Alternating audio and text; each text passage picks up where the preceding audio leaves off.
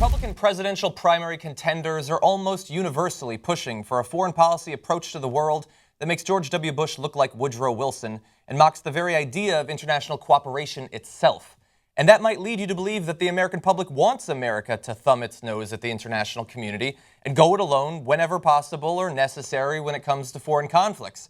But when you actually talk to the American public, it turns out they don't want anything of the sort. And to demonstrate that, I've got a recent poll. So recently, this was found, 82% of Americans agree that to achieve our foreign policy goals, it is better for the United States to work with major allies and through international organizations. Only 15% said the U.S. should act mainly on our own.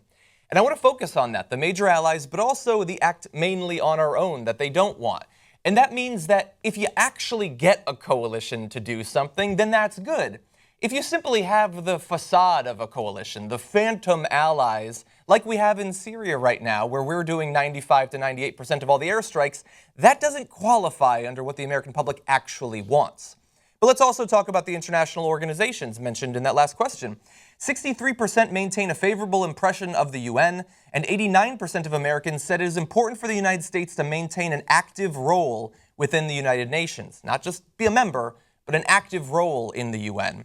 Support is also at 73% for UN peacekeeping dues. And if you take that all together, what this means is that despite decades of demonization from the right, the American public does not hate the UN or fear the UN and its power.